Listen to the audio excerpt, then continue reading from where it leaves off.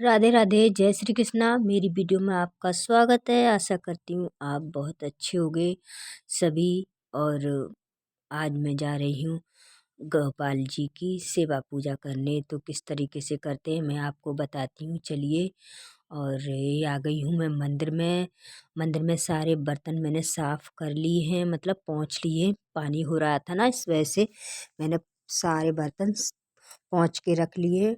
और आज सबसे पहले मैंने आचमनी की है। आचमनी करना बहुत ज़रूरी होता है और हमें 3 बार करके आचमनी करनी होती है। श्री विष्णु केशवाय माधवाय, और इस तरीके से हमें आचमनी करके अपने आप को शुद्ध कर लेना होता है। फिर मैं प्लेट में 2 प्लेट तैयार करती हूँ। और शाम के टाइम में जैसे हम दहलीज को भी, जैसे शाम हो जाती है तो हमें दहलीज पर भी एक दीपक जलाने चाहिए, तो मैंने उसके लिए भी एक दीपक तैयार कर लिया है। और मैंने स्वास्तिक बना लिया है प्लेट में। मैं हमें किसी न किसी में दीपक को रखना चाहिए। तो मैंने 2 थाली तैयार की हैं। तो मैं एक दीपक जलाती हूँ तुलसी के पास, और एक जलाती हूँ अपने ठाकुर जी के पास, और एक दहलीज पर। 2-3 दीपक जलते हैं मेरे। तो तीनों दीपक मैंने तैयार कर लिए हैं। और मैंने जो घर में घी बनाती हूँ उसमें मैंने डाल लिया है। आजकल सर्दी पड़ रही है ना, तो घी बहुत जल्दी जम जाता है, तो इस वजह से मैंने गरम करके घी को डाला है। फिर दीपक को, सबसे पहले मैं दीपक को जलाऊंगी। तो मैं दीपक को जला ली है सबसे पहले। सर्दी की वजह से दीपक जलाने में बहुत दिक्कत होती है, क्योंकि जल्दी से जलते नहीं है ना, घी बहुत जल्दी जम जाता है। तो इस वजह से मैंने जल्दी जल्दी दीपक को जलाया है, इस वजह से घी जमे नहीं। तो मैंने ठाकुर जी के पास सबसे पहले दीपक जला के रख दिया है। और तो सारे दिन हम जैसे पगड़ी, जब हम पूजा करते हैं तो पगड़ी को, ठाकुर जी की पगड़ी को उतार के रख देने चाहिए। उन्हें भी थोड़ा रेस्ट मिले, आराम मिले। जब हम सेवा पूजन करते हैं, जब उनकी पगड़ी लगाना चाहिए। तो मैंने पगड़ी को लगा दिया है। अब मैं जला लूँगी धूप बत्ती। धूप बत्ती जला करके मैं सभी को धूप बत्ती दिखा दूँगी। तो मेरे मंदिर में जो भी देवी देवता विराजमान बैठे हुए ना, तो मैंने सभी को धूप बत्ती को दिखाया है। और पता है इतनी तेज ठंड पड़ रही है, फिर भी मच्छर ख़त्म नहीं हो रहे हैं। तो देखिए मेरे मंदिर में भी मच्छर हो जाते हैं, भर जाते हैं। तो मैंने जैसे धूप बत्ती को दिखाया तो सारे मच्छर निकल गए। तो सबसे पहले मैं दहलीज पर रखने आऊँगी। और शाम हो जा रही है ना, 2 वक्त मिल रहे हैं, थोड़ा अंधेरा होता जा रहा है। तो मैं सबसे पहले दहलीज पर रख दूँगी दीपक को।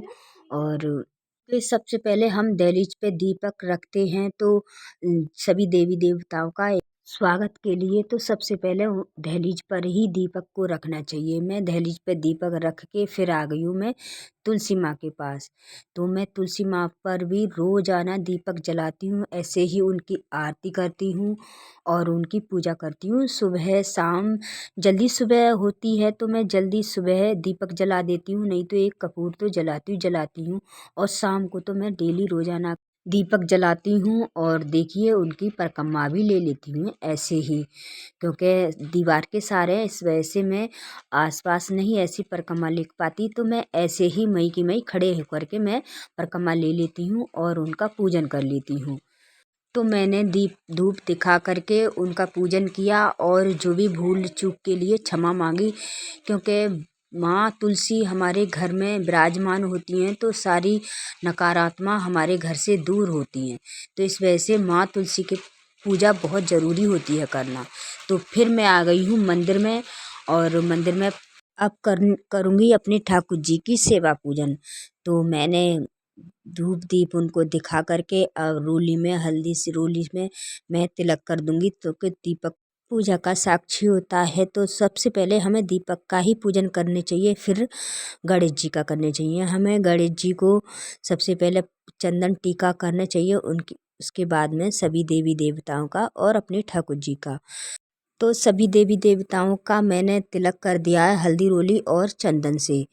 फिर मैं अपने ठाकुर जी को भोग लगा दूंगी। भोग में मेवा मिश्री का लगा रही हूँ, तो ये मैं उनके लिए अलग से मैं भर के रखती हूँ मेवा मिश्री। तो इसमें ही उनको मेवा मिश्री का भोग लगा दिया है, और मैंने तुलसी पत्र रख दिया है।